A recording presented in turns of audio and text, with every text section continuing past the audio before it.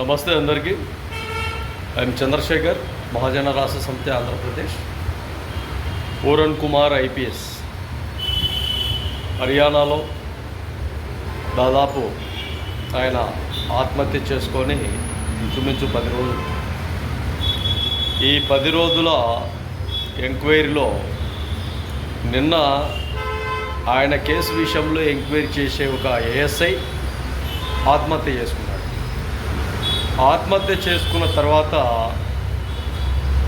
ఆత్మహత్య చేసుకుంటూ ఆయన ఒక లేఖ ముందే రాసిపెట్టాడు. ఈ పూరన్ కుమార్ ఒక ఐపీఎస్, ఈయన కేసు విషయంలో ఎంక్వైరీ చేస్తున్న ఒక ఏఎస్ఐ సందీప్ కుమార్, ఈయన పైన లేఖ రాసి ఈ పూరన్ కుమార్ ఐపీఎస్ గారు రకరకాలుగా చాలా వరకు నేరాలు ఘోరాలు, రకరకాలుగా ఇబ్బందులు, అన్ని కేసులు, తప్పుడు కేసులు రకరకాలు ఉన్నాయి, అందుకే ఆయన ఆత్మహత్య చేసుకున్నాడు అని ఒక లేఖ రాశాడు. ఒక ఐపీఎస్ అధికారి చనిపోతే ఆ చనిపోయిన తర్వాత ఆ డీజీపీ కార్యాలయం నుంచి ఒక లేఖ ప్రజలకు పంపించారు. అక్కడ ఆఫీసర్లు ఆయనకు సెలవు ద్వారా బయటికి పంపించారు. తర్వాత ఇప్పుడు ఒక కొత్త డీజీపీని వాళ్ళు మామూలుగా ఏర్పాటు చేశారు ప్రజెంట్. ఆ ప్రభుత్వం ఈ విధంగా చేస్తూ తర్వాత ఒక ఐపీఎస్ అధికారిని కూడా ఇబ్బందులు గురి చేసే ప్రయత్నాలలో మళ్ళీ ఈరోజు ఒక వ్యక్తి సూసైడ్ చేసుకొని, సందీప్ కుమార్ అనే వ్యక్తి ఈ విధంగా ఇబ్బందులు గురి చేసే ప్రయత్నాలు కొనసాగిస్తూనే ఉన్నారు.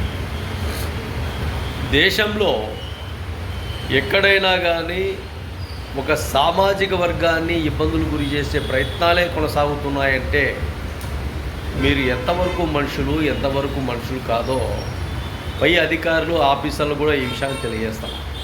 బాగా ఆలోచన చేయండి. ఎక్కడైనా ఒక విధి విధానాలతో పనిచేసేటప్పుడు, విధులు నిర్వహించేటప్పుడు ఎన్నో విధాలుగా కట్టుదిట్టమైన ఏర్పాట్లు, నిఘా మీ పైన ఉంటుంది.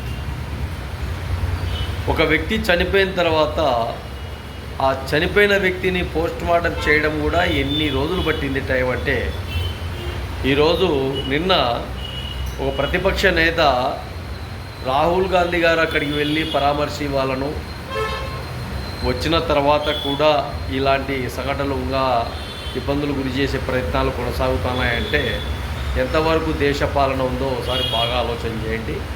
చాలా వరకు SC community, schedule caste, schedule తెగలు, ఎస్టీ, ఎస్సీ ఈ జాబితాలో ఉండే వ్యక్తులు ఎంత అధికారులు అయినా ఇబ్బందులను గురి చేసే ప్రయత్నాలలోనే కొంతమంది అధికారులు కొనసాగుతారు. ఇది కరెక్ట్ కాదు. బాగా ఆలోచన చేయండి. అధికారం అన్న తర్వాత అన్ని విధాలుగా ఆసక్తికరమైన విధానాలతో ముందుకెళ్ళాలి, కానీ ఎక్కడ చూసినా కూడా ఇబ్బందులు గురి చేసే ప్రయత్నాలు కొనసాగడం కరెక్ట్ కాదు. బాగా గుర్తుపెట్టుకోండి.